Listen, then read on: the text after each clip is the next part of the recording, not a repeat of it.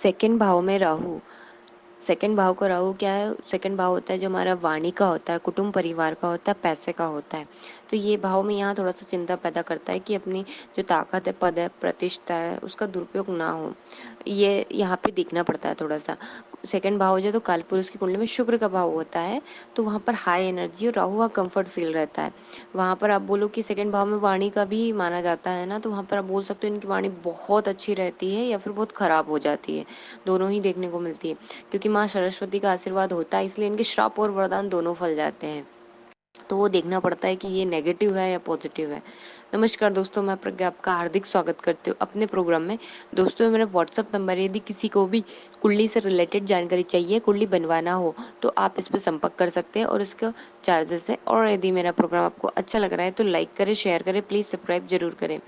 हम देखते हैं जो सेकंड भाव होता है कालपुरुष के अंदर शुक्र का होता है, तो बहुत ज्यादा हाई एनर्जी यहाँ पर होती है। तो उस भाव से रिलेटेड चीजें राहु को मतलब स्वाभाविक है, जहाँ राहु है वहां तो चाहिए चाहिए उसको वो चीजें, तो वो देता जरूर है। वैसे भी कहते हैं वो एक हद तक पागलपन है। धन का भाव भी है, तो आपको दो ही चीजें मिल सकती है, या तो परिवार मिलेगा या धन मिलेगा। मतलब यहाँ पे यदि आप परिवार के साथ रहेंगे तो फिर आपको धन से रिलेटेड इशू हो जाएंगे। इसलिए ये भी हो सकता है कि आप अपने घर क्षेत्र से दूर रहें, उतना अच्छा है। इसके साथ ही वैसे हम देखें तो राशि के अनुसार अलग अलग रिजल्ट देखने को मिलते हैं यहाँ पर। और जो राहु का मतलब सेकंड भाव में यदि नेगेटिव असर है, तो घर में कलह तो होना ही देख सकते हैं आप। तो जितना आप दूर रह के सफलता सक्सेस हासिल करेंगे, फिर चाहे तो आप आपके घर पे भी पैसे दे सकते हैं और उनसे जुड़े भी रह सकते हैं। बहुत बार ऐसा ही होता है ना कि पैसे कमाने के लिए दूर जाते हैं, तो ठीक वैसा ही आप यहाँ पे कर सकते हैं। तो आप भी सुखी रहेंगे और आपके परिवार भी सुखी रहेगा। इसके साथ ही हम देखें तो परिवार में तो भले कैसा भी हो, अच्छे से रहना ही पड़ेगा आपको। वैसे भी आजकल पैसे को ज़्यादा अहमियत देते, क्योंकि बोलते हैं कि घर या परिवार उसी पे चलता है। इसलिए आप बहुत सारा पैसा कमाते हैं तो फिर बाहर जा सकते हैं।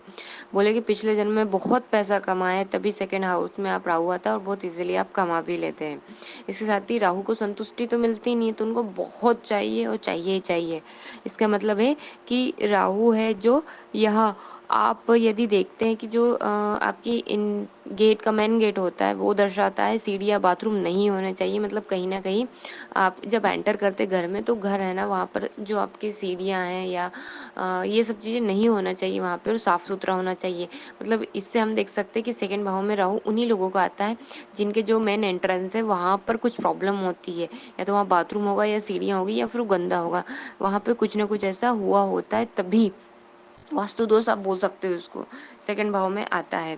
इसके साथ ही जैसे कि हम देख ले कि सेकंड भाव में राहु होता है, तो मतलब आखिरी समय में आपके साथ कोई नहीं देगा, ऐसे आप सोच सकते हैं।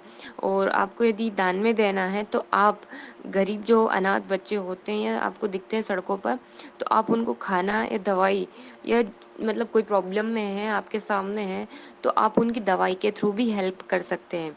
इसके साथ है कि इनसे कभी पैसा उधार नहीं लेना चाहिए। सेकंड भाव का राहु जो होता है ना, खाने पीने का शौकीन होता है, और हो सकता है उल्टा जवाब भी वो बहुत अधिक देता है, सीधा स्ट्रेट फॉरवर्ड बोल देते हैं, तो ये बुरी लग जाती है लोगों को।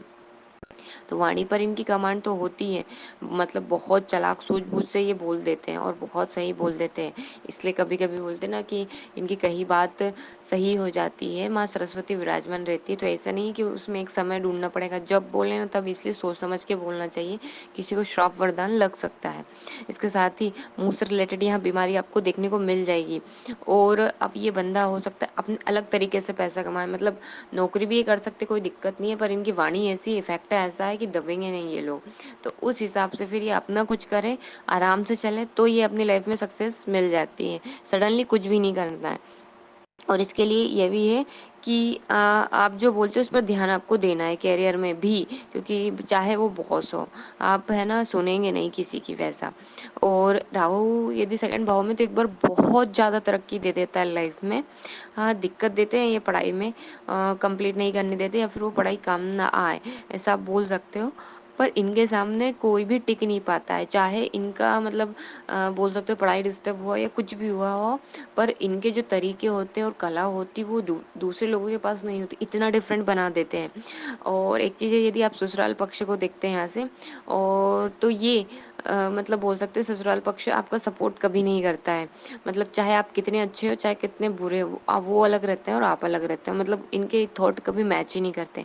ये अपने बच्चों के लिए बहुत ज़्यादा वो होते हैं, हेल्पफुल होते हैं, बहुत ज़्यादा उनका प्रोटेक्शन करते हैं। और ये दूसरों को एडवाइस बहुत अच्छा दे देते हैं, दूसरों को संभाल बहुत अच्छा लेते हैं। और लोग इनको चाहे कुछ भी बोले, मतलब पीठ पीछे इनकी बुराई करे, कुछ भी बोले, पर ये हमेशा सपोर्ट करते हैं और इनकी एडवाइस बहुत सही रहती है। किसी को किसी से एडवाइस लेनी तो आप इनसे ले सकते हैं, इनका इतना अच्छा होता है। तो सेकंड भाव का राहु काफ़ी चीज़ों में बहुत हेल्प कर देता है। और देखिए सेकंड भाव की यदि हम बोले कि दृष्टि यदि 6 भाव पर पड़ती है तो बहुत ये भी अच्छा माना जाता है। और अष्टम पर पड़ती है तो ये भी ऑकल्ट साइंस, गुप्त विद्या, उसमें आप देख सकते हैं। और इसके साथ हम देखें कि दशम में पड़ेगी तो फिर कैरियर से भी बहुत सही रहता है, क्योंकि दशम का राहु बहुत अच्छा माना जाता है। पर यहाँ पर दृष्टि पड़ रही है तो वो भी सही है। धन्यवाद दोस्तों।